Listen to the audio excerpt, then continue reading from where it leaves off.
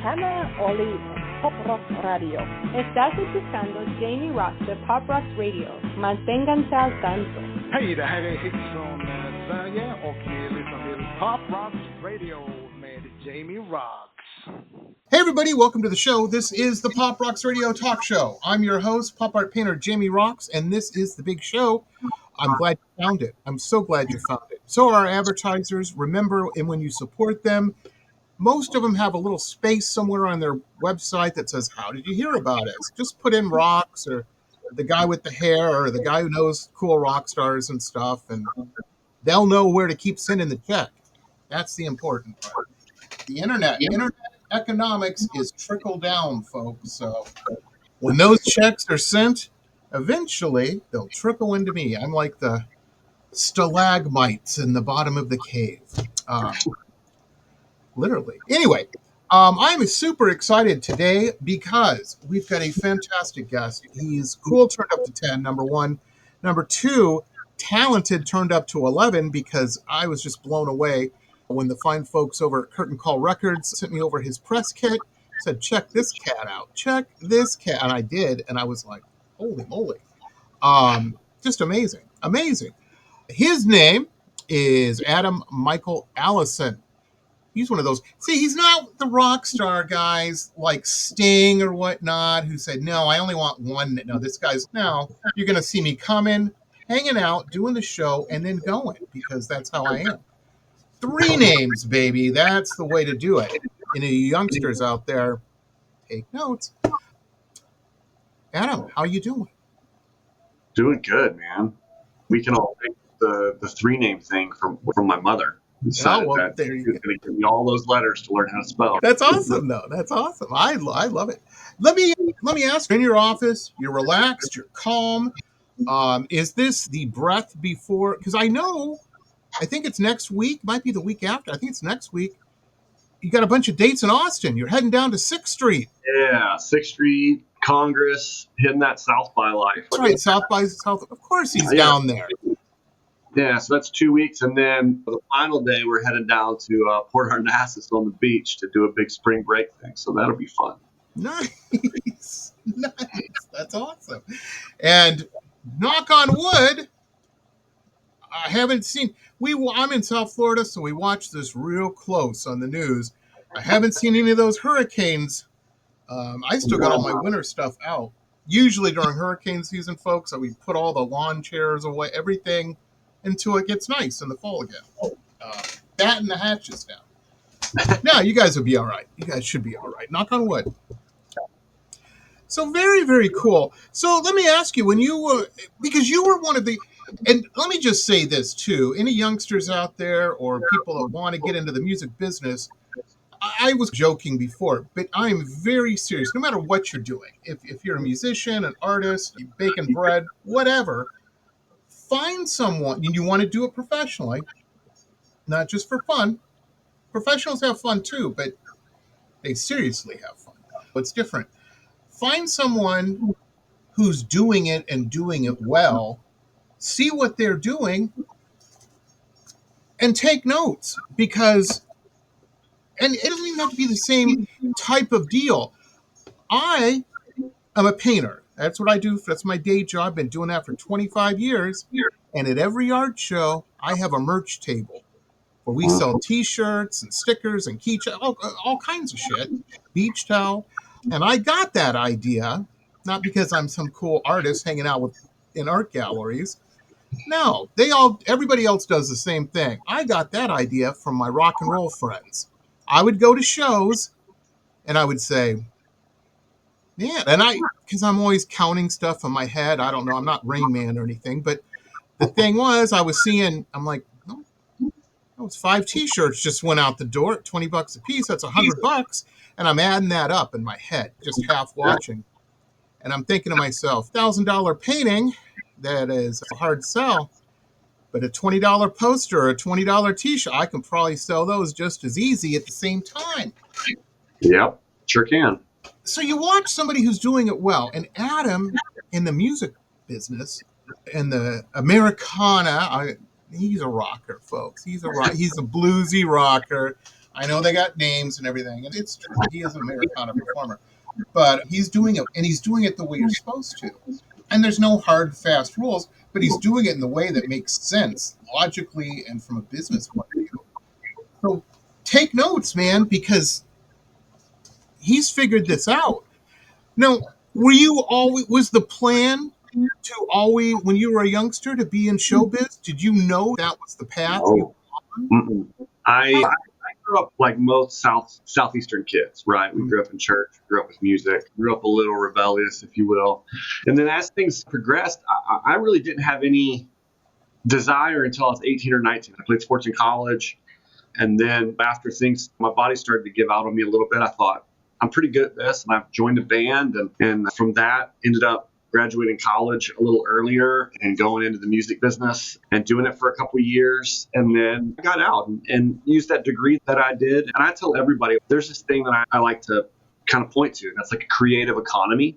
The creative economy is not something of I'm just a musician or I'm just an artist or I'm just, you got to find things that sustain it, because actual success in the music industry costs a lot of money.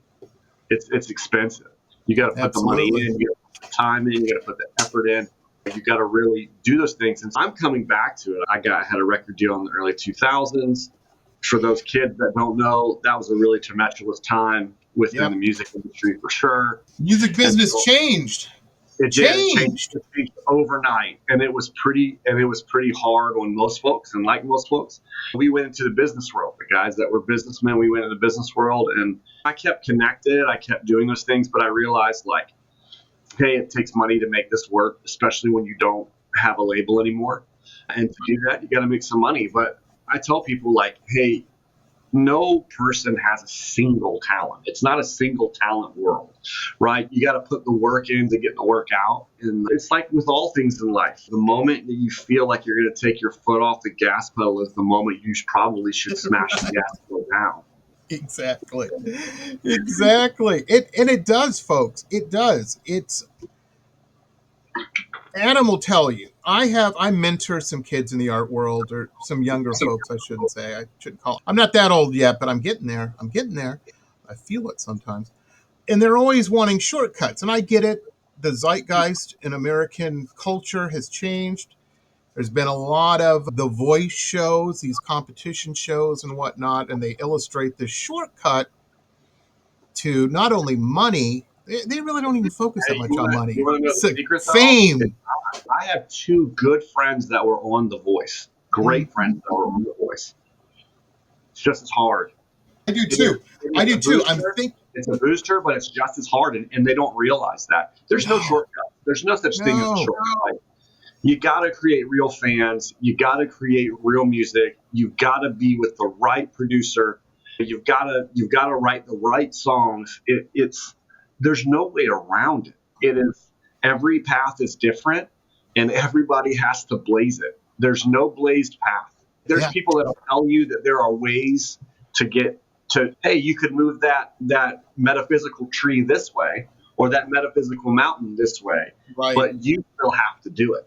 And I think that's the hardest thing that, you have guys that come up and talk to you all the time, and you try to help, and you try to love more people. You want somebody's dream. I don't want to be throwing water on, but at the same time, I tell people, and Adam will tell you this, and I get it, because Adam said when he was talking earlier, he said something very important about his background.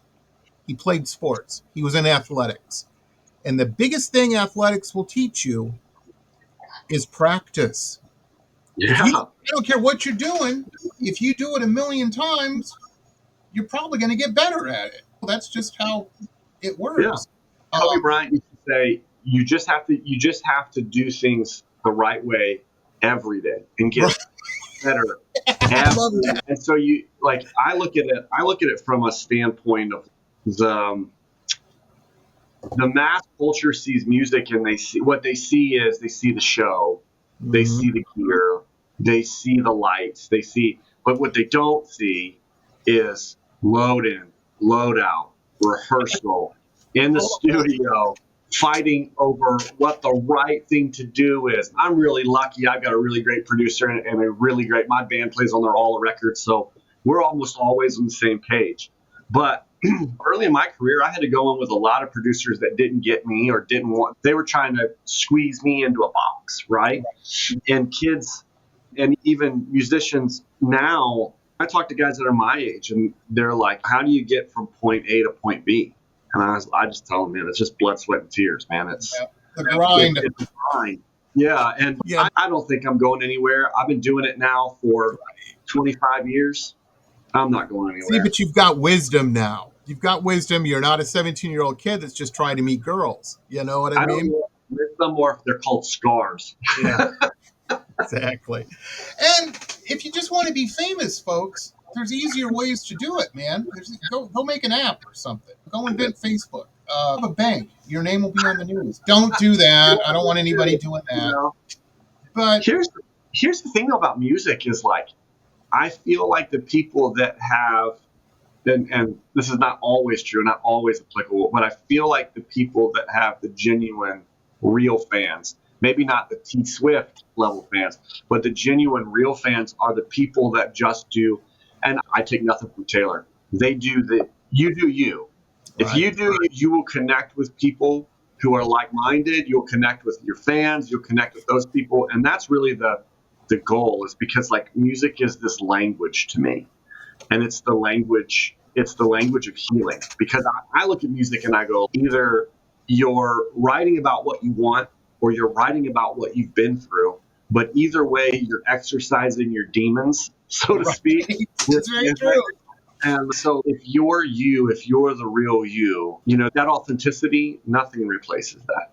Nothing. No. And it's relatable. Your stuff's fantastic. Number one, I like your stuff because it's relatable. Every song I hear, I'm like, it takes me somewhere from my own journey. Not only am I hearing yours, I'm relating to it. And I think that's good art. That's very fantastic art. And the other thing is it's classy. That is the kind of music, if you want to impress Cal, you put that on. You have some good whiskey. You're not out of the bottle, folks. You're getting a nice glass, but it's a masculine, right here, right now, classy. It ain't pinky out James Bond type classy, but it's good blue. You have a good cigar with your music. You know what I mean? It's just, I was listening to it the other day.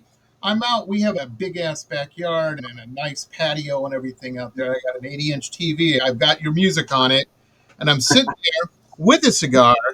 I'm going, because every so often you got to look around a little bit and go, there were a lot of lean times. I'm glad I'm at where I'm at now. Right. Lean times can come again. Things happen. No, I was just enjoying that moment. One of those moments. And, you know, an Michael Allison track was on, baby. Matter of fact, it's going to be, I think, one of the ones we're going to play today. Because I knew the interview was coming up. So I was, what it was, my wife's birthday was last week. So her and all of her, a sculptor. And so imagine the group of friends we got. A bunch of weirdos. Art people. The music world's not much different, buddy. Yeah, you know the crowd. So her birthday was last week. So her and all of her buddies, her little gang of her motley crew, they all went to our local Renaissance festival. Cool. For the day. She goes, it's down the street, so 3 miles away. So she goes all the time. She's into all that. She has a crystal business and all that kind of shit. So anyway, I'm usually not invited to go to the Ren Fair because she's like, that'll just ruin everybody's day. You'll point out all the historical inaccuracies. And why doesn't that guy have leprosy? And she's right. We've been together 15 years. She knows me. And so I was home, got the place all ready because they were all coming back here. We have a big fire pit, and they were going to have a fire and continue the party. And so it was one of those moments before they got back. Everything was in place. Everything was together. And I'm like, I'm going to listen. I'm going to get ready for the show tomorrow and enjoy. Me and my dog. We're going to sit here. Listen to Adam Michael Allison. I can't even talk. I almost called him Apple. What the hell was that? Adam Michael Allison. Hey, imagine being a kid having to write that out. Imagine being a kid having to tell your teacher. Willing in class. I'm kidding. Hey, let's play a track. I got the list, the updated list from Brian over at Kurt called just rolled in before we started. What should we play first here, Adam? We got Walk in the Shadows, Ordinary Life, NYC, Holding On, and Goodbye. I think let's play Walk in the Shadows. We just released that on the 11th. We're having a good time with it. It's fun. Let's do it. Here it is, folks. Now, we're going to play it, then we're going to come back and talk a little bit about it. Here it is.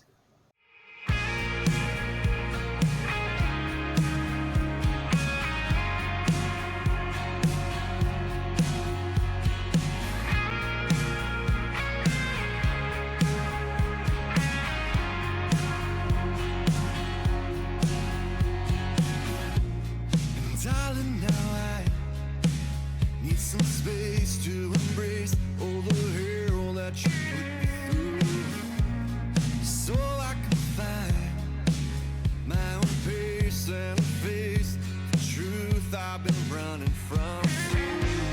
It's taking so long to find my way back to the place where I can finally dream of an empty space, hiding away, how to heal.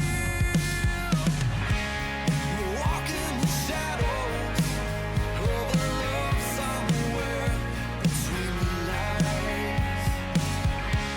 The deafening silence of the truth you meant to leave behind.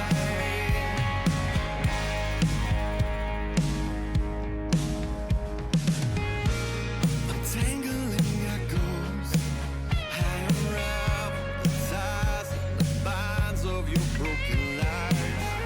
Navigating the shadows, I find space to embrace a truth I once held on to. It's taking so long to find my way back to the place where I can finally dream of an empty space, hiding away, how to heal. Yeah, walk in the shadows of a love somewhere between the lines.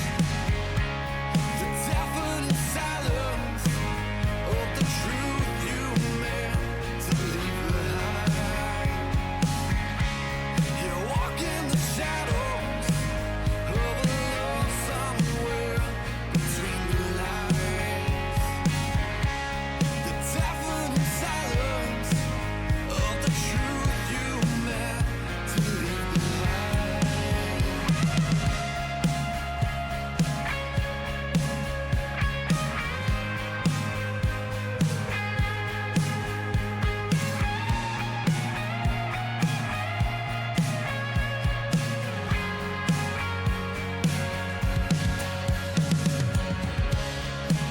Cause you can't find a way to unsay all the things meant to make me stay. Yet your words linger on like a ghost in the fog of the lies we love.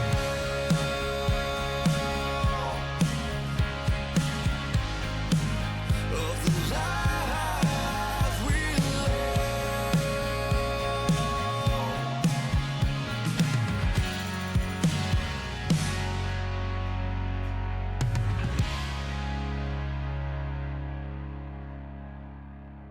And we're back, folks. We're back. I was not fooling. That's a fantastic track. And that was the one I was listening to when I had that moment. I got to tell you, Adam, as a painter, I'm jealous of you musicians because music is a direct pipeline into relatability. Everybody knows, I don't care who you are. I don't know if it's the same for women. I have no idea. But for men, everybody knows what song was on in the background the first time they kissed a girl. They know it's burned in their brain. As a matter of fact, that's the only kind of music that will really matter. Everything else will suck. It's horrible past that time period. I know a lot of people like that. They just, okay, mission accomplished. I'm stopping any enjoyment of anything in the future, which is nonsense. But no, I'm jealous of that because nobody, First off, you're not taking a gal to a gallery and go, ooh, look at that Cezanne over there. Oh, man, that's... I don't know. I love the Guggenheim or the Frist in Nashville. I love. If I'm traveling, I always want to go see good art. I think good art is amazing. But I don't know. I think you meet more girls doing what you're doing is all I'm saying. That's all I'm saying. I mean, at this point in my life, I've been married for a long time, so I only got eyes for one. That's good. That is good. And there's something to that. I'm the same way. Me and the wife have been together forever. And I see my single friends out there. And I see it and I'm going, no thanks. Wouldn't want to do that. No thanks. Wouldn't want to do that.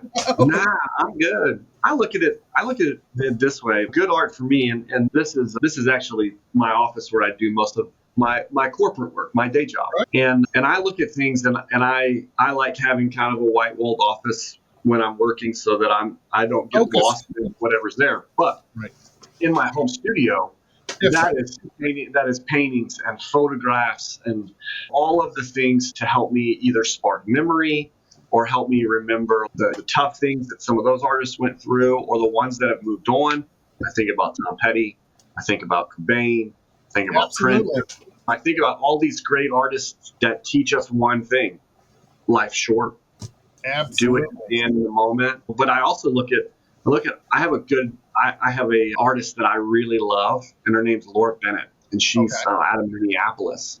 But Zvex pedals is how I found her. She used to hand paint the Zvex pedals, but she does paintings too. Wow. So I've got a couple of those in my office, and I look at things. You've got a tattoo too. I see your ink work there on your arm. I got a lot of them, man. They're covered too. She's into it, baby. Matter of fact, whenever she goes somewhere, her and her girlfriends went to Vegas. She'd never been to Vegas. Yeah, they were having some big new metal festival. All these System of a Down was playing, all that kind of stuff.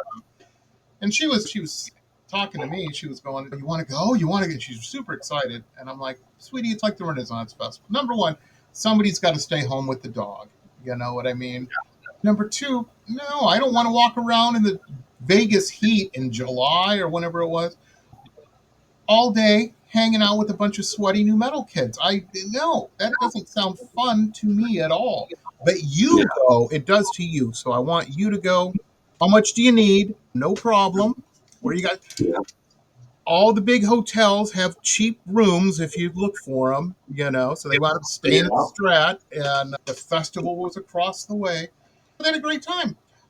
But she came back and she goes, I said, okay, what'd you get? And she goes, just a little one, a ghost. They were giving $10 tattoos at the I'm like, okay, baby, you do you. I think they look great.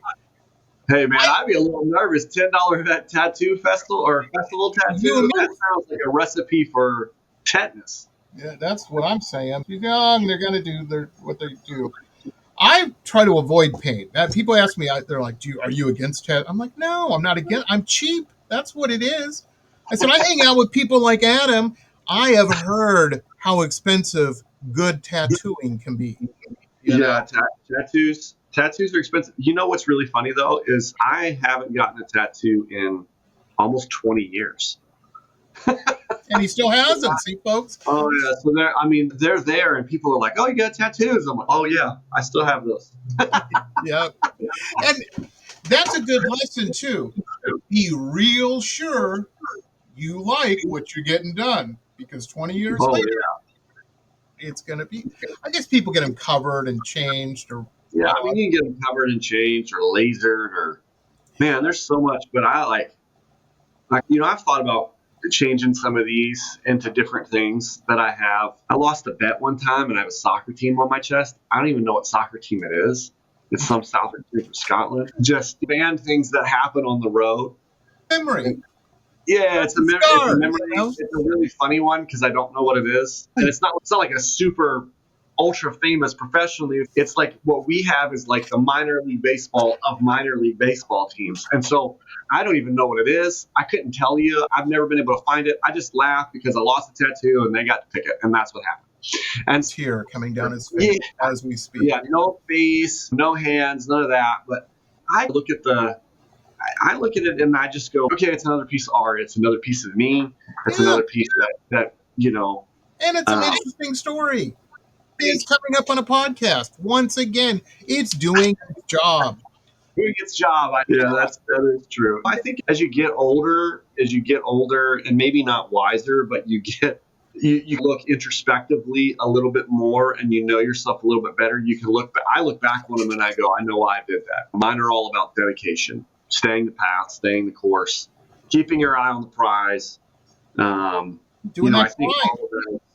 I think all of that is really key and effort. I got to the funniest stories with them are like when I was going into the military, and they kept asking me, "These gang related? Do I look like I'm in a gang? Right. Is that like a thing? A successful gang, maybe? You know? Yeah, I have the Greek word for grace on my arm. Does that seem gang related? It's gonna be wrong. Yeah, I was like, maybe if I went to Greece and I got into the wrong crowds or something, it could be. I don't know. But all of that being said, you sit back and like the decisions you make in your life, you always look back and chuckle about them. Every time I'm sitting in the sauna at the gym, I look down on my chest and I'm like, oh yeah, I remember that. I got a couple ex-wives that I don't pine away, but I remember and go, yeah, Jägermeister, what was I thinking? That was not a good story. I did learn a valuable lesson. In Las Vegas, up to 30 days, you can get a marriage annulled for $500. So that was a good thing.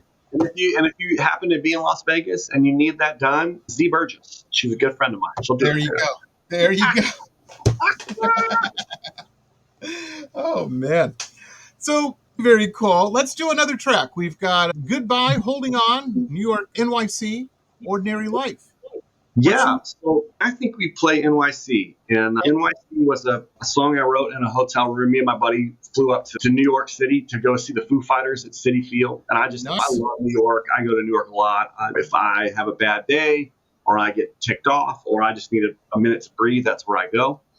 And we were up there and we were doing that. And I just played it for him. And he was like, man, I don't know why you're not pursuing this harder. You should be pursuing this harder. It was a really good conversation to which I promised him I would continue to pursue this thing with everything I had in me. We went to the show. It was a great show. And then 2 weeks later, 38 years old, passed away of a heart attack. And so this song is dedicated to Josh, wherever you are, man. I love you, dude. 3 cheers, Josh. 3 cheers. I'm sure he's watching this on the YouTube feed in heaven. I'm pretty sure they probably have one there, folks. I'm pretty sure. YouTube's everywhere. They're owned by Google, right? Anyhow, here it is, folks. NYC for Josh.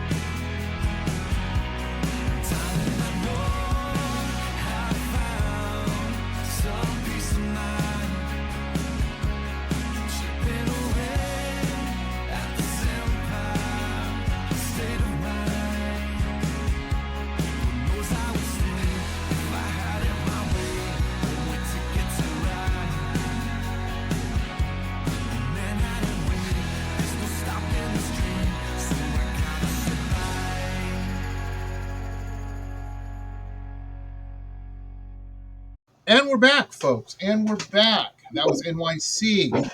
Adam Michael Allison. Now, folks, that is not released right now as we speak. So you heard it here. You ain't hearing it other places.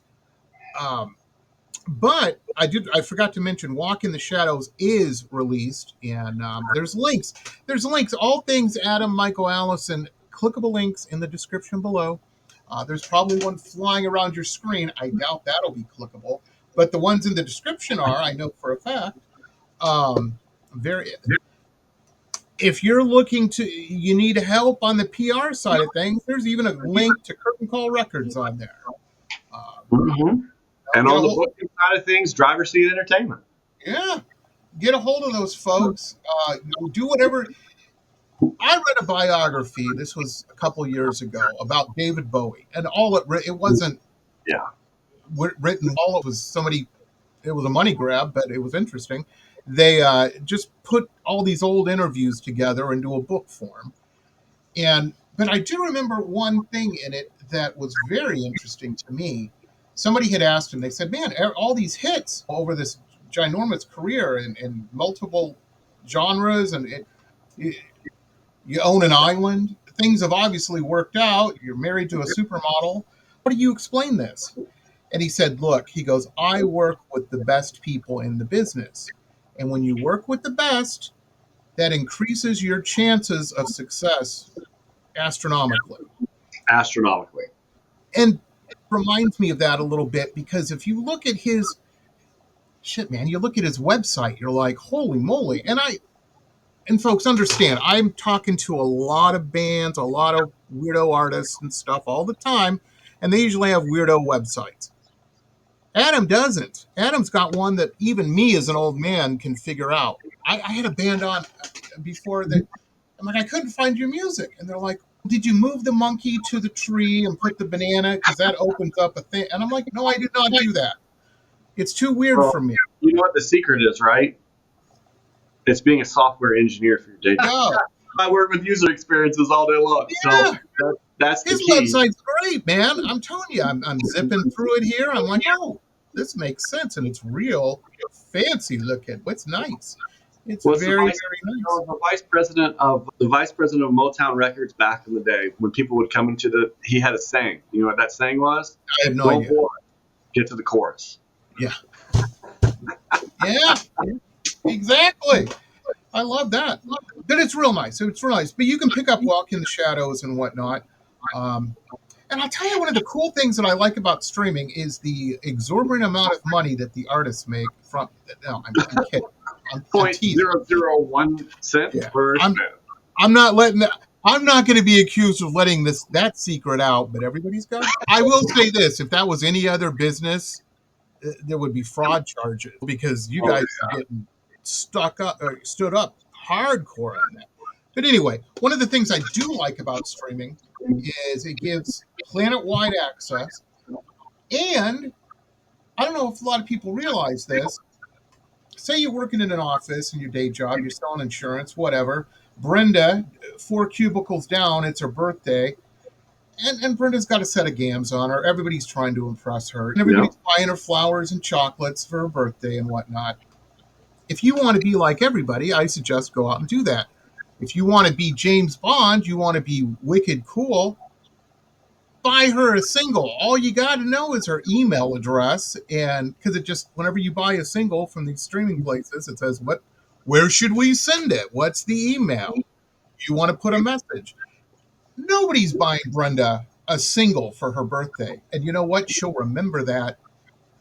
Like back in the day, everybody used to make mixtapes, man. Yeah, that's what I'm saying. Man, if you really want to impress Brenda, splash out. Spend $20 and make her a 20. What is it, $1 a song or something? I mean, it ain't. Yeah, it's nothing. We're getting ready to put out. This is fun. So on the 11th, we're releasing "Nothing Good Gets Away," which is the new EP. The 11th of March, we're releasing that. But we're doing a vinyl with that one. And then in July, we're releasing another EP. We're doing a vinyl with that one. What's really cool to see is like the vinyl thing is coming back in a big way. Oh. And I really love that because I'm that kid. You remember, I don't even know if you can remember this, but you used to have 2 decks on your stereo system and you'd play the radio and you'd hit record on both decks, or record the whole radio play. And then I would go down I would take that tape, no joke. I can still remember doing it with Lightning Crashes with Live, taking it down to the local CD shop and playing, like being like, listen to this. When is this coming out and who is it? Because they didn't announce it. Right. And going through that whole rigmarole, and then them not knowing, and me like calling 96 FM and being like on the phone waiting for 40 minutes till someone could tell me what that song was, and then going back and pre-ordering the record. What about engagement? Jesus Christ, as an artist. Can you imagine some kid going through that? That's what we used to have to do. There was no internet. There was no. I mean, there was the internet, but you turned it on, and then the squirrels would start running in the computer, and then the robots would, It's so true. You wait like 40 minutes for the screen to load that says that you can sign in, another 30 to get to any sort of information. Back in the day, you had to like work to love music. You had to work for it. And if you wanted to find anything out, there was no Twitter, there was no Instagram. Rolling Stone, Pace.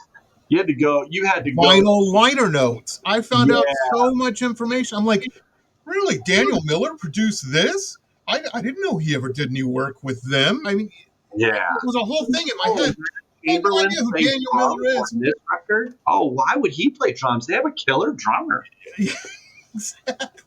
Exactly. I remember I was in the car. I was on 696 in Detroit, listening to the local alternative radio station because they played the best music, both terrestrial radio at the time. And when I wasn't listening to one of my tapes in the car, and because you're looking for new stuff, so you listen to the radio every so often. Right. Exactly what Adam's saying. And I heard Nirvana for the first time. And that was, we were coming out of hair metal in the late 80s and whatnot. Yeah. Grunge had already hit a little bit, but not mainstream. And that was still like Temple of the Dog kind of stuff. And what was the soundtrack for that movie? Everybody was on it. Bridget Fonda was in the movie. It doesn't matter. But anyway, I heard the Nirvana track on the radio. Went off the on-ramp, back on the on-ramp to the other direction, drove to my favorite record store, went in, I said, it just went off 87 point, or 88 point. I could barely understand what he was saying, and I was describing it to the guy, and he goes, Nirvana. And I said, yes, here's money. Please give me a record. Yeah.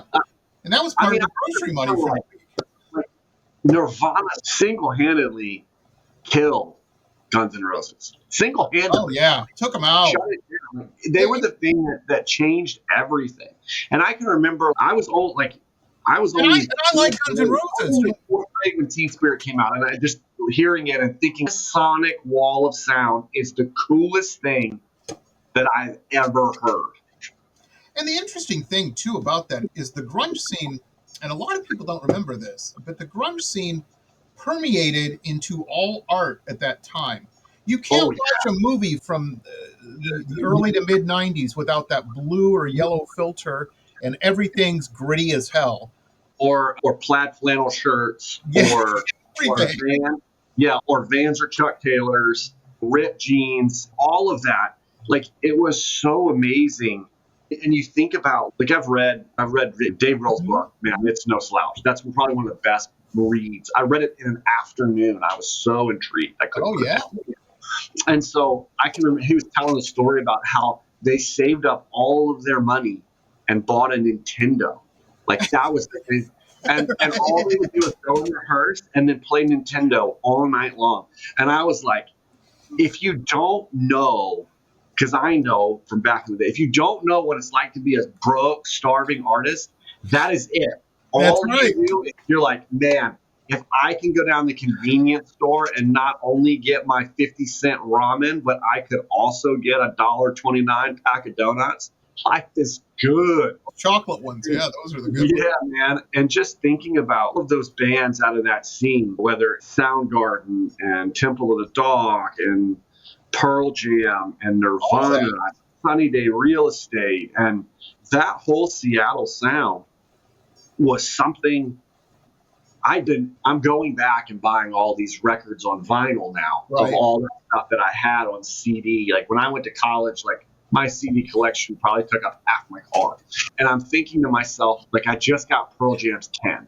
I can remember the first time I put that CD, I was at my buddy Ryan McCready's house, and he was like, I got Pearl Jam's 10. And he puts it in, and he plays it, and you hear Even Flow for the first time, and I was just like, every song on this record is changing everything. And I can Absolutely. remember I had a red Strat, and picking up that red Strat and like wearing that CD out, picking up all of Mike McCready's different things, and Stone Gossard's different stuff. And Vedder, dude, the Mumble King is the king, bro. He's the king. He knocked it out. I'm a little older, but I had a very similar experience with Nine Inch Nails' Pretty Hate Machine. Oh, I saw it at Red Rocks. It was one of the best shows I've ever seen. The whole album was phenomenal. Now, we never found out who the gal was that put old Trent in that mindset, but kudos to you, honey. You influenced a hell of an album by doing him wrong. Here is a musical genius. He really is just a musical genius. But see, here's the thing that we were talking about before, about the grind and being down in it as an artist. You have to, because I remember that same period, I was painting in an attic of a house we were renting. It wasn't our attic, it was the house's attic. There was 3 apartments. Everybody shared the attic, and they're all like, let Jamie and his friends sit up there and drink Boone's Farm and paint, because that's what they do. And that's what we did. And we would drink and listen to, weird Nirvana and Pearl Jam and stuff, and talk very intensely about art. And I remember sometimes, and this was with my friends, we would get into fist fights over, no, De Gaulle's better. Are you insane? It was this whole, but you're down in the trenches as an artist, and that's where you're learning things and you're becoming. Oh yeah, that's where you're becoming an art. That is the cocoon for the butterfly. Think about it this way. You have to have that. Yeah, think about it this way. I love sports. I love music. I'll put a couple things like, if there was no Jordan, there's no Kobe. If there's no Kobe, there's no LeBron. So there's that. On the music side, you sit down and there's no Beatles, there's no Dave Grohl, which means there's no Nirvana, there's no Foo Fighters, there's no Stone Age, there's no and it just goes. Yeah, think about the pinnacles of what it is. But I also tell everyone, like, my band is a band that is like a living Rolodex. Like, we talk music all the time. When we're in the studio, it goes, hey, stop thinking that, like, stop thinking. Right. I'll give you an example. Stop thinking, like, we just had this conversation. Stop thinking John Mayer, start thinking Train. Stop thinking Sister Hazel, start thinking Maxwell. It's like, you're sitting down, but the crazier thing is, if you were to sit in our rig with us as we're traveling, that's all we're always talking about music. So it's, no. Matt Chamberlain played on the Wallflowers, Bringing Down the Horse. That was the thing. But he also played on Pearl Jam's, and you just go down these trees of look at what you're not copying the people, but it gets the gears going for your own stuff. You're like, ooh, look at that. Here's the thing. What's the current? Let me ask you this question. What do you think, and I ask this question a lot to people. I just asked it to a buddy of mine the other day who's a drummer, he's a phenomenal drummer, a session drummer that's played with everybody. And I said, what's the currency of the creative economy? It's inspiration. No inspiration means nothing moves forward. And so, like, people are like, oh, such and such is a ripoff of such and such. And I'm like, I can hear the creative differences, but I don't think it's a ripoff. Like, here's the biggest, I'll give you the biggest 3 examples, right? I've heard my entire life, and I don't care what you think about the music, oh, Coldplay ripped off U2. You hear that a lot. You hear that a lot. You go, Yellow might be one of the greatest songs ever written. Also, With or Without You might be one of the greatest songs ever written. But have you ever thought about, hey, let's go and look at all of that music. Let's look at Blur. Let's look at Oasis. Let's look at, go down the Travis. Let's go like Snow Patrol. Go down the Britpop thing. Okay, now let's come over to it. And if you play rock and roll at all, period, end of conversation, you're a derivative. You are a derivative of Led Zeppelin or the Beatles. One of the two. Absolutely. There's no way around it. Because everything you've ever heard was inspired by some of that stuff, right? I look at music as like this like crazy nebulous. Mhm. And in that nebulous, there are planets, which are the inspirational rocks, and there are stars, which are pieces of those inspirational rocks, right? But it all every nebula has to have a nucleus, a sun of some Right. sort, right? That central point. So let's look at everything that we do. You know what? I wear black t-shirts and jeans. Why do I wear black t-shirts and jeans? Because everybody in rock and roll since the beginning of time has worn black t-shirts. Let's be real about it. You know what I mean? Absolutely. I think that all of those things come into play where we forget, like when you talk about what a creative economy takes, it takes inspiration. Oh, such and such did that. Let me go learn how they did that. And it could be musical, or it could be the way that they marketed something, or it could be all of those pieces of the puzzle drive one conversation that I've constantly had with musicians.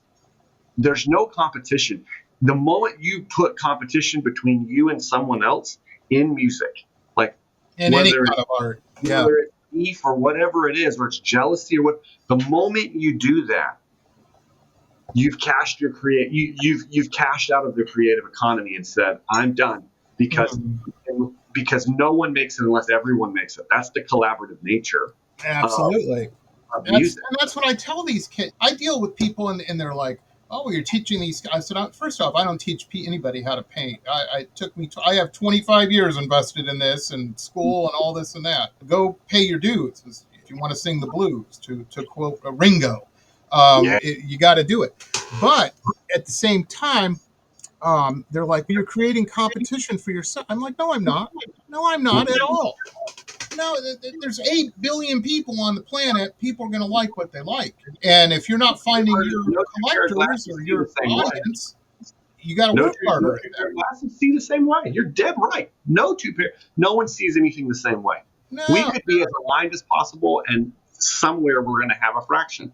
Hey, you know what's cool, though? The fraction's what makes it cool. Absolutely. Absolutely. People accuse me all the time. They're like, well, you're really inspired by Andy. I said, I'm inspired by a lot of people, but Warhol included. I said, the first time I saw a Warhol, I'm like, oh, that's cool. He took a screen print. He added his own colors to it and this and that. And I said, I want to reverse that. I want to hand paint a painting that looks like it's screen printed. That inspired me. That's my whole shtick. The thing isn't about, oh, he can paint this and it's a flex. No, it was an inspiration. And it's a testament to me being cheap. I wasn't going out buying screen printing equipment and learning how to do. I just got out of school. I'm like, screw that. I'll figure out how to do about it. Yeah. I want to do it. I want money coming in instead of money going out. Yeah. There comes to a point as an artist or any business owner where you come to that realization and you're like, okay.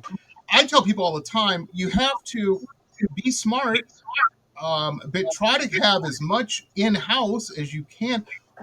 When Adam goes into a studio, and don't believe all these myths. People believe because they've watched the Doors movie and they see Val Kilmer and everybody laying around the studio eating pizza. That may have been the case when some big record company was writing the check, but the studio's like riding in a cab. Every second counts. So when Adam rolls in there, it behooves him to have all of his shit ready to go. It doesn't work the same way as it worked in. I've worked in both now, right? And it used to be like the band moved into the studio, you were there for a month. Yeah, the time was ticking, but you had time to burn. On the opposite side, when you're an indie artist, you're like, all right, I'm budgeting this much and I'm spending this much and I get this much time, and it's extremely finite, right? And you've got to get everything recorded because you have to be able to not only record everything, but get everything bounced down to get it to the mix and master engineer, because there's multi levels to how records made, right? So it isn't like back in the day when Sony was coming and being like, hey man, we're going to give you $150 million record budget, which means 100 of it's for the recording. So you can move into Town City, or you can move into Richie direct the video and all this whatever, shit. Yeah, No. it doesn't work that way, man. Like when you're at it, it's a grind, man. It is like move. The parts are all scheduled. Like you have meetings before you get into the studio about this is what we're doing day one. We're going in, we're cutting. We've already cut we've done all that at home. We've cut all the scratch tracks or whatever. Drums are going in first day. Guitars and bass are going in the second day. Auxiliaries coming in the third day. And the last 2 days, 4 and 5, those are all vocals and bounce down. And so you have to be really astute before you hit in the studio now, because it's that. But the other thing that's changed is like studio rates have dropped tremendous, because everybody and their uncle has a home rig. I have a home rig, but here's the deal. I've never made a record. I made the Nomad record, the first record I ever made by myself in 2000. I didn't have a budget at all. I was strapped. And so I did all of that myself and sent it to mix and master. We did it all in a basement. It was just done in the basement. And it's a good record. Don't get me wrong. I think it's a good record. But when I listen to it, I go, oh, I can hear that, or I can hear this, or so this is off. That's off. Producer ear now that you've developed from doing that. Everything since then is in a world-class recording studio, and I tell people all the time, you can't get drum sounds the way that you want them to sound if you don't have the gear and the sound of the room. And here's the deal: if your drums don't sound good on a record, just don't put the record out, please. Right. That's the people are going to hear. They're going to hear that beat. They're going to hear that, no matter what kind of music it is. It's the amount of people I've talked to too in the music business that has said, if I had a nickel, they're like, yeah, I had this song is totally different than when I started it. I took it, I played it for my producer, and they're like, have you thought about French horns here or whatever? Yeah. And they're like, so we tried it, and the producer was right, and here it is. You gotta trust the guys you put into places. Like Steve Jobs said it best: you don't hire smart people to do what you tell them to do. You hire smart people to do the best that they can do. And I would say that I'm extremely, like 110%, extremely hands off in the studio. Mm-hmm. Like I put the scratches together. We talk about like the inspiration of sound, sonically what we want. And then I just go, and they'll all tell you, I just sit in the back studio and I work with my business consulting and that kind of thing. But while the record's going on, like I do my part. And if they ask me a question, I listen. But other than that, I also grew up in Nashville, where that's the town that you don't make it in. It makes you. And so you learn real quick what your corner is, even as the artist. But the cool thing about being in Nashville or a city like that, or LA, people always say, well, do you have to move to one of these cities? I said, what happens, the reality is that as I've seen it, there's certain places where you'll find a lot of whatever it is they're doing. Art, New York, places like that. That's why I live here. Nashville music is definitely one. Austin. But the great thing about that is when Adam needs a band, or he needs to bring in somebody that can play the mandolin and play it. Producer can pick a phone up and the cat is there in 20 minutes. You know what I mean? Because he lives down the way. It's great for that type of thing. And Nashville, because Nashville, everybody, people that don't know, they hear Nashville and they're like, oh, country music's a big deal there. But so is I have never seen more handlebar mustaches than the last time I went to Nashville. You talk hipsters, Nashville's got LA beat. You really want to know? I'll tell you this. I've lived in many cities in my life. Many cities. I've lived in Denver. I've lived in Minneapolis. I've lived in Chicago. I've lived in Tampa. I've lived in LA. I've lived a lot of life, right? And for me, per capita, Minneapolis and Chattanooga, Tennessee have the most talent per capita that I have ever seen. I do all my records in Chattanooga, and I can tell you, man, there's a whole grip of folks in Chattanooga that can play like you don't believe. And you know what? They're way nicer than the guys in Nashville, for sure. Minneapolis, the same. Like Minneapolis is the coolest music town to me Well, that's what everybody always, they're like, what was so special about Minneapolis? You know, I'm like, Prince. That's how somebody like Prince happens, because by Trent, Sonic, Dan Wilson is there, right? Yeah, Naval Asylum came out of there, right? Morris Day and the Time. I mean, all of them.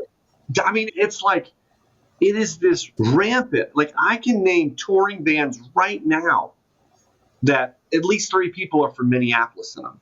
Here's the thing. It's like, there's these ecosystems of music around the United States. Mhm. Denver has a really good music ecosystem. Oh, yeah. Austin, Dallas, Minneapolis, Chicago, New York. DC's got a really good one, man. Really good. That whole Go thing's some really great. Oh, absolutely. That whole White situation. Stripes and all that. It's, you sit down and you just go, there's so many little hubs. But here's what I tell you. Plant yourself where you are. But make sure you're in a hub. Don't plant yourself if you're not in a place that's a hub. And also know your hub. Yeah. Know where you stand within your hub. Be a good hang. Be a good hang. But you know what? Support people. Yeah, Support go to them. shows. And that's the coolest piece of the puzzle. If you're looking, why, that's an interview or that's an audition. You're watching people on stage. You're like, the amount of musicians I know that went, yeah, I saw this guy, he played the drums awesomely at this show, and so I got a hold. My girlfriend met his girlfriend, and then we had a play date. It talked, yet if things happen, and that's what you got to do. There's a lot of young people, and I know I sound like an old man. I'm saying this. There's a lot of younger folks who have this. I don't know if it's always been there. People tell me it has. I never heard it till recently. Social anxiety. Yeah, people used to get nervous about making friends and whatnot. But if you're in the art, I don't care what kind of artistic world you're in, you got to get over that a little bit, and you got to learn how to network. You got to talk to people. Every opportunity you'll ever have in the arts, whether it's music, whether it's creative art, it's someone knows someone, and there's a connect. Nothing. It's not the Big Bang theory of creativity. It's not, I happen to run into this person or that person. No, I have a friend of a friend that everyone in my band is a friend of a friend, and they all become family real quick.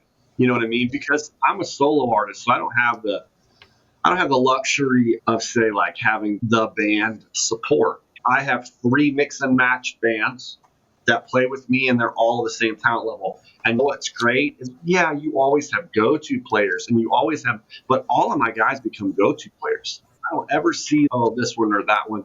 Probably the closest to me was definitely my bass player, but we've played together for 11 years. Right. Yeah. So it's a different ideology. It's a different mentality, but at the end of the day, I know you because of my label, me because of my label, but now we know each other, and you got to be a good hang. And yeah, the good hang thing is a big deal. But even more than that, like if you got social anxiety, that's fine.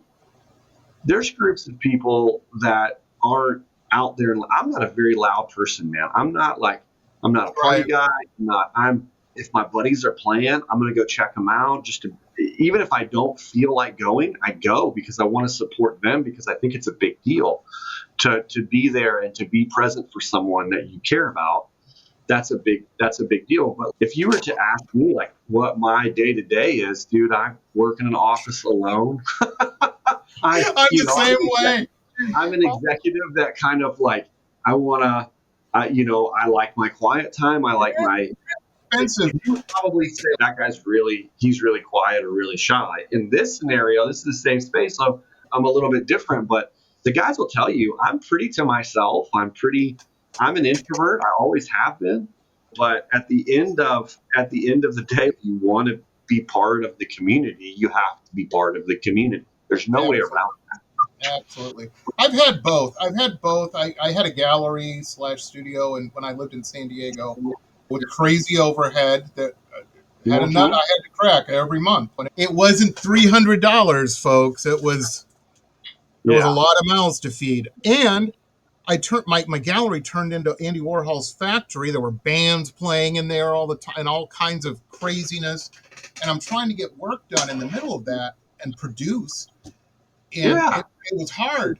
I have a nice home studio now that is just the way I like it, and work gets done. Shit gets done. People order a painting, it's done, and it goes out the door because I'm not distracted. My dog's even trained. If I'm in here working, if she sees that there's a brush to canvas, and my wife comes in, and my wife's an equal with me, we both work real hard. The dog will start barking at her. Pop is working right now. Can't you see? Do not interrupt him. And I'm like, no, it's okay, May. And then she shuts up. But it's real nice to have a good place where you can get work done. Super important. Again, there's nothing wrong with going to a party or something. Enjoy yourself. But the party's the bonus. That's the thing. Oh, we went here and it sure was nice. That isn't 10 o'clock on a Tuesday morning. It shouldn't be. You should be getting work done. Yeah. People are so surprised too, because again, they have these images and these. Oh, well, you probably drink a lot when paint. No, I don't. Do you go out and see a farmer plowing a field and you think he's drinking? No. Shit, man, I don't drink hardly at all anymore. I got this party image, but I'm old. I don't. When I see when I'm at a barbecue or something and somebody's making drinks, what I see is the next day and how I'm going to feel. And I'm like, no, I don't want that. Because I can't get that. I won't, it'll throw my schedule off. Things don't get done. And same with drugs or any of that kind of stuff, all the reality that no one ever tells you, drugs, you can have a great time on whatever, but from what I've heard, the biggest thing I've seen with the drug scene is it wastes time. You can waste a lot of time. People have asked me, like, hey, what's like the day of a show for you? And I go, most things don't change. I get up, I go to the gym, I work out, I get that cardio in, and then most of that day I don't really talk. I warm my vocal cords up. I eat really healthy for the day, making sure that I have all my energy for the night. And then I get to the venue, we're setting up. After the venue, I go, I cool down my vocal cords, then I warm them back up before a show. And then for me, it's work. It's going on. It's work. You got to do it. But it's not a bad thing, folks. I'm not saying that it's a grind. We've said grind, but it's not work of that shitty job you had when you were a teenager. It is tough, but it's not. It's what you love to do. So you don't do it as work, but you have to discipline yourself to make sure that the show is good every night, not just every other night. Anybody can do. I believe this wholeheartedly. Anybody can do a great show once a month. Mm-hmm. Anyone can do it. Easy. Doing it 3 nights in a row, 4 nights in a row, and making sure that you feel good and you give the same energy for all 4 nights. It's a different vibe. It's a different thing. It's a different discipline. I just don't. I look at it the same way that, like, well, hey man, I 13, 14 years old, couldn't get a real job or whatever, and I was like, oh man. Everyone else putting out a new steakhouse, baby. I had that job. Oh. You get off shift, and in your mind, you start doing math. You're like, okay, I got to be back at this bitch in 17 hours. You don't want to be our age in the position like that, where you're doing something. But the thing is, we both have had those things, and we know we don't want to have to go back to those things. So we work hard. Yeah. And I was in the military, dude. I know what the day-to-day grind is. There ain't no way out. Look, there's water to my right and water to my left and my front and my back. I'm not going nowhere. I know what that's like. But here's the deal. I think the same thing that applies back in the day when you go cut grass to get a record. It's the same thing. Like, your freedom is gone. Like, I'm telling you, man, freedom is something you pay for. Whether it's never free. What your money is, it's something you work hard for. Because I've had people tell me before, oh man, you're so lucky. What? I'm not lucky. Dude, I've never won anything. I've never won anything in my life I didn't work. Like, you're never going to see me win a lottery ticket or a raffle. I have the worst luck of any human alive. I'm that way. I lived in Las Vegas, and people were surprised. They're like, "You never gamble." I'm like, "No, I work hard for my money." Yeah. And honestly, I don't understand how half the games work. Gambling to me is fancy, nice room, all sorts of stuff's happening. Here's my money, and they say thank you. Sometimes not even thank you; they just take it and go away. That's my experience. I'm like, this is a shitty experience. I don't like this at all. You know what? You should write a book that's called Gambling. Absolutely. I would buy it. 100%. I've kept you longer than I was supposed to. I know Brian's over having kittens. No, I'm kidding. Brian's a good dude. He's a good hang. He's good. But what we'll do, because we're supposed to play 3. We've got Ordinary Life, Holding On, and Goodbye. We'll close the show out on one of these. How about that, Brian? How about that? Yeah, that's a good way to go. I like it. I have had so much fun, Adam. You are a good hang. And I love that I got to hang. I most of the time you get to hang on the radio with super music people, right?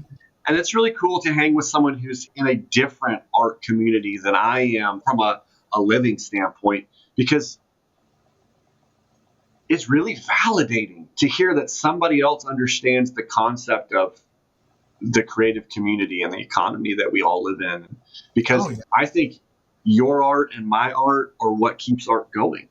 Absolutely. I'll tell you, and I'm not turning this, everybody knows that we're not a political show or any of that. But nonetheless, I will say politics sometimes does change the general landscape that we all find ourselves in. Yeah. And in 2016, we had just bought this house, paid for it. It was great, but man, it was a hit. You don't just get a house and walk away unscathed in your wallet. But the thing is, we got the house, an election happened. We wound up going to a birthday garden party. And some woman, I didn't even know this woman. I had no idea. Man, she was hot about that. I can't remember the name of the band. They're like the new Led Zeppelin. The kid out of Michigan. Yeah, and she was talking about them nonstop to me. Oh, you should have them on your show. I'm like, yeah, because I'll just call them up and see what they're like. It's funny because sometimes that happens now. But anyway, she said something to me, and because somebody was talking about the election, I wasn't saying nothing, and because I'm in this position, I'm like, well, I don't know the lay of the frozen lake, and I'm hearing cracks, and I just bought this house. So I was a little nervous, but I wasn't saying anything. And she goes, well, your job just got a lot harder. And I looked at her and I said, well, what do you mean? I said, I'm not involved in these plays. She goes, no, but you're a painter. You're an artist. You got to at least distract people from this now. And there's going to be a lot of shit to distract from. And I'm going, and I thought for a second, and I said, if you're in the arts, no matter what you're doing, you're either commenting on the world or you're distracting people from the world. Their world. I said, that's it. No other thing that you're doing. And man, I mean, we're there to take the edge off. That's what we do. We take the edge off. I think that's a really noble thing. I'm super tight-lipped about my political ideation because I don't want people to take the art any other way. But I look at it this way: as a former sailor, my job was to fight for freedom. My job was to ensure that we stayed a free country, right? And the freedom that I think that everybody forgets is that it's okay to have a different opinion. Yeah. It's okay to be dissonant to the crowd. It's okay. And that freedom is about being free. It's about being free to say those things, about being free to express those things. Obviously, politics turns people into good people into monsters, I think is the quote. And I look at it and I go, oh, here's the deal. There's no one that's in Washington that's going to make me go, oh, Jamie's not a cool guy. No, what? They don't care about us. They never will. They don't care about what we do. They care about money and money. That's what it is. Yeah. And so for me, the way that I look at it is if someone has a different political bent than me, which, cool, great, that's fantastic. I look at it as it's politics. Who cares? And we're not going to lose our shit over it. That's the. Oh, no, And there's at no the end reason. of the day, I'm an old punk rocker, and I look at these any election, and I know either of these people, either one, is still going to bust me for smoking behind the high school. You know what I mean? So what you're saying is there's still the man. Yeah. People are like, aren't you? You didn't say I support. I said, because number one, politically, I'm the same way. But I will say I'm more independent. I'm issue driven. I look at issues instead of just blanket jumping on some bandwagon. That ain't my thing. Never has been, never will. There's some things. And folks, I know that you watch the show and listen to the audio and all this and that. You think I feel this. I'm a tree hugging artist. You think. There's some things you would be very surprised at my opinions on. Yeah, but that's what makes the world cool, man. That's what makes. Okay, I'll give you an example. Let's sit down and put three people who are different Brits. I will say this: I am a capitalist. I'll always be a capitalist. Right. I just like, and anyone that says like I'm not a capitalist, to me, I go, yeah, but you have to have money to live. So exactly. You're participating in that game at some level. But I look at it this way, and I go, okay, but that's an ideal. That's just an ideal. That's not who I am. That's not who someone else is. It's an ideal. What makes you who you are is, are you a good person? Cares for other and morality people? isn't politics, and morality isn't. Morality was politics, man. Just throw it out the window. Yeah, or go to Saudi Arabia or someplace where that's the deal. Yes, man. It's crazy, man. The world that we live in, man, can we just get back to the Beatles, man? All you need is love. I get by a little help from my friends. Religion's whatever gets you through the night. We all have our own take on shit. And there's nothing wrong with that. Sit down and hear someone. Understand someone's point of view. If you can understand someone's point of view, I think, here's the thing. Then you can have a conversation. I think it's more than that, though, Jamie. I think it's, if you can sit down, and I'm not great at this still because I'm a passionate person, and dispassionately listen, meaning like I'm going to separate myself from the conversation. You know who writes a lot about this is John Steinbeck, the American author. He's very good about writing. Dripping with this. Right. Trip out on trying to understand, not anything else, just trying to understand. And you know what? Then you can really care about a person and understand like who they are and why they tick and what's important to them and what's not. And you can separate. You can hear it really easily. Why are they so passionate about something? Typically, you're passionate about something because of something that happened to you, or the causality effect dipped into your sphere there. And I look at it and I just go, man, we're so lucky on the artistic side because we get to, I guess here's the best, we get to hide behind the story of whatever we're doing. Or just show influence in this or that. People ask all the time, they're like, what do you think politically about this? I'm like, I've already said that. I've already answered that question. And they're like, what do you mean? Where did you say this? And I said, every painting I paint. Look at my paintings a little harder and you'll see where I'm coming from. We communicate differently. We communicate through our art. And that's the crazy thing. I'll tell you this: the tune on the new record, "Goodbye," which we should probably end with that one. Yeah, that's because it's not about all of my experiences saying goodbye. And here's what I'll tell you: 3 really important people to me. 3. When I say important, Roger, who was like my guitar mentor, a person that I considered a father figure in my life, who really loved me. He got leukemia. And very, and that's a hard one too. That's a hard one to see.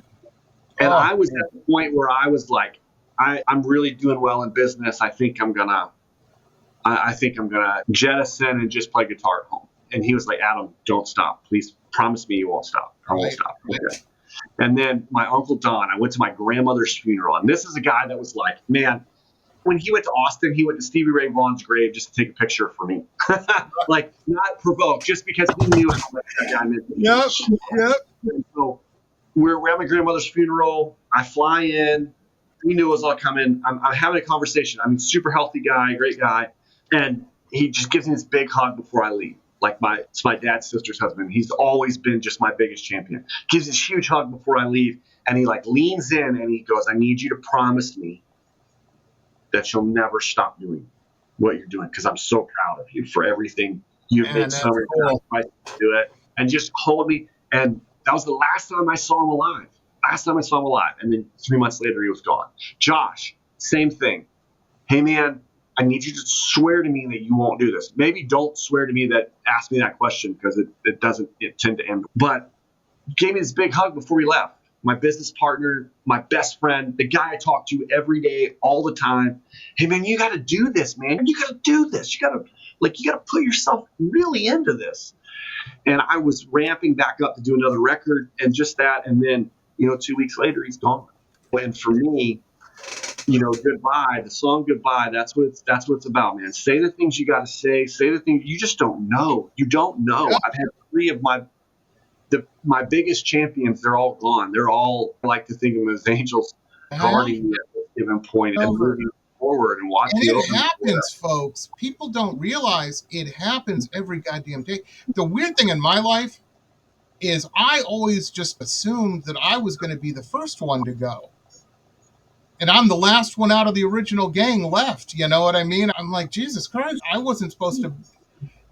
I think of that every time I see, which is every day, the year 2025. I'm like, Jesus, I thought I might make it to 2000. I thought maybe I had a little Y2K in me, and that was going to be it. I was happy with that. This is all borrowed time, and it is, man. You can't waste it. You can't waste it. If you've got a passion, if you've got something that's in you, that's burning in you, man, like you got to chase. It doesn't come to you. You got to chase it down. You got to chase it down. And just remember that, like, I've had to say goodbye to a lot of really great friends in my life. Not goodbye, like goodbye for good. And not knowing I was saying goodbye. My childhood best friend, he's gone. My adult best friend, he's gone. The people in your life that you think are going to be there forever are not. And that's what goodbye is all about, man. Say what you got to say. Be present in the moment. And don't let someone leave a room. Even when someone's super mad, the thing that I would say is don't let them leave the room without putting your hand on their shoulder gently or cool. Or just saying, hey, I don't care about this. I do love you. That's what matters. But you don't want to be holding the bag at the end of that. And you don't want to be wishing you had. Always be the peacemaker. Absolutely. Always be the peacemaker. And I'm really not good at that because I'm an arguer by trade and by nature. But being the person with the olive branch doesn't make you the better person. It makes you the humble person. It makes you the person that be willing to take it on the chin. Yeah, absolutely. You have to. Folks, we're going to end with Goodbye. We're going to play that out. It's the last track. Adam Michael Allison.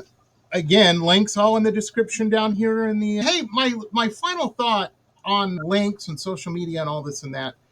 If you find, no matter what kind of artist it is, whatever, you just find somebody that's cool, that you dig, that you relate to, the reason you're friends with all of your friends is they're into the same type of stuff you're into. Common interests. Share the love around. Let them know about this person you've discovered. Add them to your playlists and all of that kind of jazz. Because it's important. It's important. It helps the algorithms. It helps. And you look like a superstar to your friends because you're finding cool shit. You know what I mean? You feel like that know-it-all guy at those old record stores we used to go to. Remember, there was always somebody that worked there that had a PhD in weird-ass music or new music. Always. I don't know where they're at today. Probably owning record labels and stuff. Anyhow, folks, this has been Pop Roxx Radio featuring Adam Michael Allison. Check him out. This is Goodbye.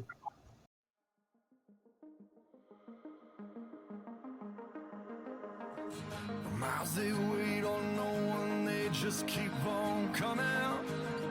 Like the mighty Mississippi memories keep on rolling. The good, the bad, the never had. They all say something. They all say something. So when you say goodbye, make sure you keep on running towards the days you tried to say the things you could. All those nights you cried, the tears you wish you wouldn't. When you say goodbye, when you say goodbye, they say life is all about those second chances. Stuff you make with no one answers. So jump fast on the moment, take some chances. Take some chances. So when you say goodbye, make sure you keep on running towards the days you tried to say the things you could. All those nights you cried, the tears you wish you wouldn't. When you say goodbye, when you say goodbye. So when you say goodbye, make sure you keep on running towards the days you tried to say the things you could. All those nights you cried, the tears you wish you wouldn't. When you say goodbye, when you say goodbye.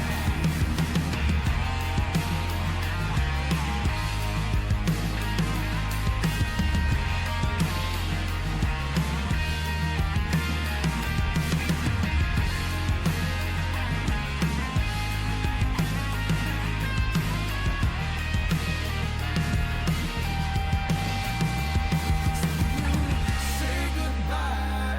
Make sure you keep on running towards the days you tried to say the things you could. All those nights you cried, the tears you wish you wouldn't. When you say goodbye, when you say goodbye. So when you say goodbye, make sure you keep on running towards the days you tried to say the things you could. All those nights you cried, the tears you wish you wouldn't. When you say goodbye, when you say goodbye.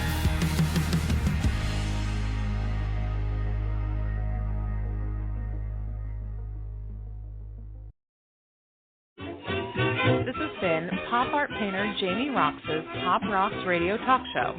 It has been executive produced by Jamie Roxx, recorded at his studio in Deerfield Beach in South Florida.